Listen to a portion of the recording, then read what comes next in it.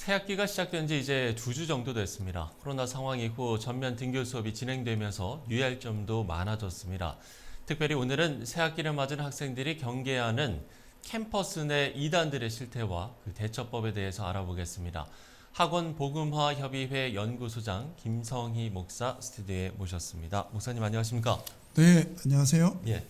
자, 먼저 각 대학들이 확실히 이전보다 훨씬 활기를 찾은 모습인데 실제로 좀 어떻습니까? 3월 달에 들여서 지금 들려오는 소식들이 기대에 차 있고 매우 활기찹니다. 또 한편으로는 긴장감도 있습니다. 새로운 학생들과 만나는 또 오늘 주제와 같이 이단 문제가 있기 때문에 상당히 긴장감도 있는 상황입니다. 일단 학원 복음화 협의회 대학생들의 캠퍼스 전도를 위해서 설립된 기관으로 알고 있는데 시청자 여러분들을 위해서 좀 더 자세한 설명을 부탁드리겠습니다. 네. 학원 복음화 협의회 그럼 잘못 들으면 보통 뭐 국영수 하는 그 학원들이 연합하는 모임 아니냐 이렇게 오해하기도 합니다. 예. 근데 사실 이 모임은 대학 캠퍼스 선교를 위해서 연합하고 있는 기관입니다. 1980년대에 당시에 교회 몇몇 뜻있는 지도자들하고 또 캠퍼스 선교단체 대표들이 함께 모여서 한국의 대학 또 청년들의 미래 또 한국 교회를 생각하면서 이 단체를 시작하게 됐습니다. 그래서 학복협 안에서는 보면 캠퍼스 안에서 또 학원 복음화잖아요. 어떻게 전도하고 양육할 것인가. 또 협의회는 네트워크여서 어떻게 하면 이 일을 함께 할 수 있는 분들이 연합하고 협력할 수 있을 것인가 하면서 지금까지 사역을 하고 있습니다. 이 단체가 설립됐을 당시에는 캠퍼스에서 활동하는 선교단체들이 상당히 많지 않았습니까? 우리 한국 캠퍼스 선교 운동에 보면 90년대 또 2000년 초반까지가 상당히 중흥기, 황금기였다고 볼 수 있습니다. 그때 당시에 보면 대부분의 단체들이 1000명 이상 그리고 많이 모이는 단체는 10,000명까지 학생들이 모이게 됐고요. 제 기억이 맞다면 당시 100명 이상씩 모이는 개별 단체마다 한 대학에서 100명 이상씩 모이는 단체들이 많았습니다. 200명, 300명 정도 모이는 단체들도 있었고요. 그렇게 많이 모였었고 또 그만큼 왕성한 전도 또 캠퍼스에서의 활동들이 있었습니다. 그래서 한때는 민족 복음 역사대회나 이런 것들을 우리 연합을 하면서 그때의 감격들을 잊지 못하는 사역자들도 있습니다. 자, 이제 본론으로 들어가서요. 최근에 이 OTT 플랫폼에서 상영됐던 JMS 실체를 보고 충격을 받았다라고 말씀을 하시는 분들이 상당히 많은데 이 JMS가 캠퍼스 안에서도 활동을 했던 단체 아닙니까? 사실 지금은 뭐 JMS 활동은 좀 약화된 상황입니다. 최근에 이제 교주가 뭐 2000년대에 들어서 이제 문제가 있고 그래서 상당히 약화된 측면이 있습니다만은 제가 처음 캠퍼스 사역을 시작하던 1990년도가 기억이 납니다. 그때 당시에 제가 청주 제가 사역하는 단체였던 ESF 개척을 하게 됐었는데 당시 충북대 안에 들어가 전도할 때 충북대 1층 중앙도서관 1층에 로비에 이렇게 사진 전시가 딱 있었거든요. 그때 아주 매력적인 사진들이 기억이 나요. 근데 뒤에 알고 보니까 그 사진의 주인공이 JMS 정명석 씨였습니다. 그때 많은 대학생들이 모였었고요. 그때 제 기억으로는 학생들이 JMS에 많이 몰려들었던 것 같아요. 근데 당시에 대학 안에 응원단들이 있지 않습니까? 치어들이 있었을 텐데 그 리더들을 멤버들을 모집하고 또 선발해서 유사하게 활동하는 그런 움직임들이 많이 있었습니다. 대학 안에 이제 그게 많은 대학생들이 참여했던 것 같고요. 아마 그게 당시에 JMS 활동했던 기억이 있고 그 이후에도 이제 상당히 문제가 있으면서 아마 이번에 그 프로그램까지 연결된 것 같습니다. 이런 의미에서 이제 우리가 캠퍼스 내 이단에 관련한 내용들을 조금 더 좀 예민하게 좀 받아들이고 관심을 가져야 하는 때가 아닌가 싶은데 캠퍼스 내 이단 활동 현실은 좀 어떻습니까? 대개 이제 그 단체들이 기존의 대학 선교 단체들이 아까 말씀드렸던 중흥기 황금기 때 사용했던 전도 방식을 그대로 사용하기도 합니다. 그래서 제가 최근에 조사에 의하면 이단들이 캠퍼스에서 가장 많은 형태로 전도하는 포교하는 방식이 뭐냐면 길거리 설문조사 그래요. 설문조사. 이게 이제 작은 설문조사는 어떤 단체, 어떤 이단들은 이런 태블릿을 가지고 다니면서 예, 예. 거기다 이제 체크도 하고 또 영상이나 UCC 이런 것들을 보여주면서 이제 조사를 하게 합니다. 그게 40%라고 그래요. 네. 두 번째가 전단지나 포스터, 또 동아리 모임 활동, 그다음에 세미나나 상담이나 또 영어 동아리 이런 것들을 초청하기도 합니다. 특별히 이제 이장 동아리 문제가 캠퍼스 안에 있었습니다. 이제 많은 신천지나 JMS나 이런 이단들이 기존 기독교와 비슷한 이름으로 활동한다든지 네, 네. 또 학생들이 쉽게 참여할 수 있는 취미 동아리나 교양 동아리에 이름을 걸고 실제로는 그런 활동을 위해서 모이는 것이 아니라 정작 목적은 이제 그 이단의 체제에 맞는 대로 인도하기 위한 이장 동아리들이 있었습니다. 그런 사례들로 대학 안에서 많은 피해 사례들이 있었고 또 부딪힘도 있었고 갈등들이 있었던 기억이 있습니다. 그야말로 다양한 방법으로 접근을 하고 있는 상황인데 그러면 우리가 이제 구체적으로 경계해야 하는 이단들 어떤 것들이 있는지도 좀 알아보면 좋을 것 같아요. 캠퍼스 안에 이제 그 이단들이 활동하는 정도를 저희 이제 학우모금회비에서 5년마다 한 번씩 대학생 의식 조사를 합니다. 그래서 예. 이제 작년 말에 저희가 2022 청년 트렌드 리포트라는 그 타이틀로 저희가 이제 발간을 했는데요.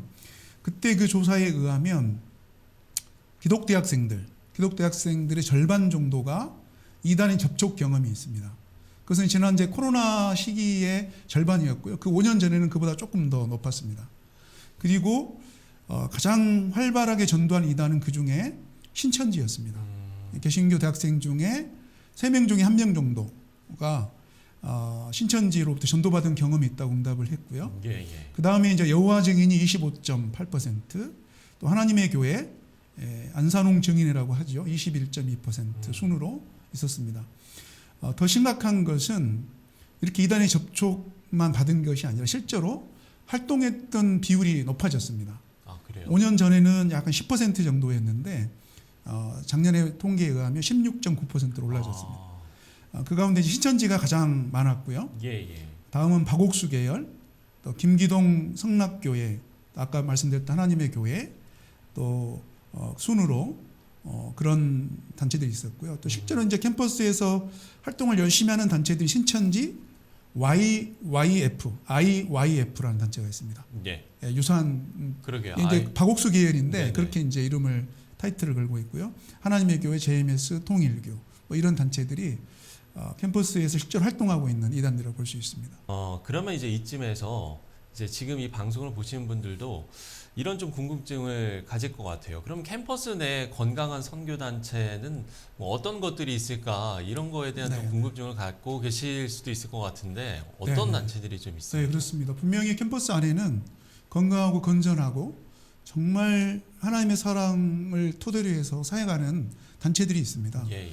저희가 이제 해년마다 새 학기가 되면 2단 경계주의보를 저희가 이제 발령하기도 하면서 건전한 선교단체를 소개하고 있습니다. 이제 그 중에 이제 2023년 기준으로는 14개 단체가 저희 안에 이제 있습니다. 네네. 그 단체들이 있는데 일단 제가 아마 이름만 쭉 한번 거명을 해보겠습니다. 하고요. 아마 이따 필요하면 편집상의 아래 필요한 단체들을 좀 확인하면 좋겠는데요. 예. 대부분 영어 이름을 가지고 있습니다. 우리나라 이름도 있겠습니다만, 근데 이제 캠 대학생 선교회가 있고요, CCC, 그다음에 한국 대학생 선교회입니다. CMF는 이제 한국 누가회입니다. CMI는 국제 대학생 선교 협의회라는 단체가 있습니다. DFC라는 제자들 선교회, DSM 빚진 자들 선교회, ENM 세계로 선교회, ESF 기독 대학인회, 또 IVF라는 한국 기독 대학생회 있습니다. 예. JDM이라는 예수 제자 운동, 조이 선교회가 있고요. 또 SFC 학생 신앙 운동, 그다음에 YAM으로 불리는 예수 전도단이 있습니다. 근데 이 이름들 보면 JMS하고 비슷한 이름이 있고 그래서 선의의 피해를 보기도 합니다. 예, 그런 네. 단체들이. 헷갈릴 수도 있을 것 같아요. 네, 그렇습니다. 그래서 이 단체 이름들을 좀 잘 확인해 주시고 이 단체들은 건강하고 저희들이 보증할 수 있는 단체들입니다. 지난주에 이제 저희도 에즈베리 대학교의 부흥 이야기를 좀 전해드렸습니다만 우리가 이 청년 때 이런 건강한 신앙적 경험은 그야말로 좀 평생에 좋은 자양분이 되지 않습니까? 우리 네, 청년 때 접한 믿음의 의미도 짚어볼 필요성이 있을 것 같습니다. 그 시편 1편에 보면 예. 시냇가에 심은 나무들이 영적 상록수림을 형성해서 단지 그 한 사람 그 한 나무가 아니라 그 숲을 이루어서 정말 영적 상록수림에서 퍼져나오는 어떤 그 활력이라고 할까요? 이 사회를 새롭게 하고 또 공동체를 새롭게 하는 어떤 에너지가 있다고 보는데 대학 선교논체마다 또 교회 청년 공동체마다 그런 에너지가 충분히 있습니다. 그래서 그 공동체 안에서 이제 젊은 시절 함께 참여하게 되면 단순히 뭐 대학 시절의 동아리 활동 정도가 아니라 그들의 인생에서 정말 중요한 시점에 함께 고민하고 함께 기도 제목을 나누고 또 함께 미래 특별히 이제 직업까지도 전문 직업까지도 함께 할 수 있는 동역자들을 만나는 것입니다. 예. 그래서 청년시절 그런 활동들을 경험해보고 하는 것은 어쩜 인생에 있어서 가장 중요한 토대를 만나는 것이 아닐까 생각을 합니다. 예.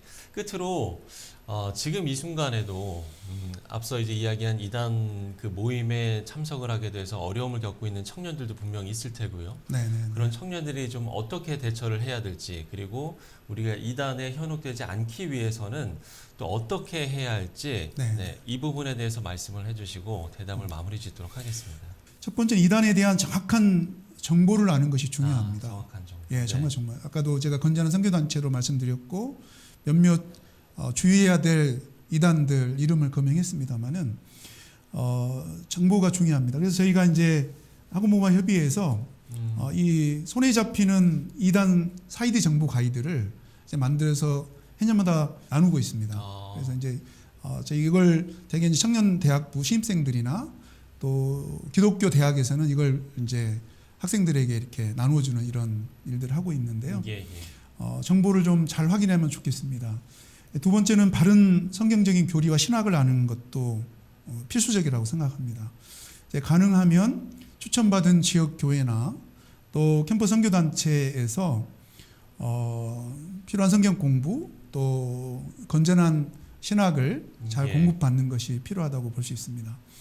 그 세 번째로는 이단 전문 기관이나 또 전문가의 도움을 받는 것이 필수적입니다. 전문 기관이나 단체들 또 전문가들은 지혜롭게 또 많은 노하우들이 있습니다. 그 기관에서 활동했던 분들이 나와서 상담가로 전문가로 활동하는 분들이 있기 때문에 그런 사역자들의 도움, 기관들의 도움을 받는 게 좋겠다고 생각합니다. 저희 학원복음화협의회 안에 이단 대처 네트워크가 있고요. 또 현대 종교, 또 각 교단 안에 보면 한국 그 기독교 이단 상담소가 있습니다. 이제 그분들에게 연락하든지 도움을 받으면 좋겠다고 생각합니다. 세 가지를 말씀을 해주셨는데요. 정확한 정보를 확인하고 또 바른 신앙적 교리를 아는 것, 그리고 스스로 혼자 해결하기보다는 전문가의 도움을 받는 것이 중요하다라고 이야기를 해주셨습니다. 자, 지금까지 학원복음화협의회 연구소장 김성희 목사와 이야기 나눠봤습니다. 목사님 오늘 말씀 고맙습니다. 네, 감사합니다.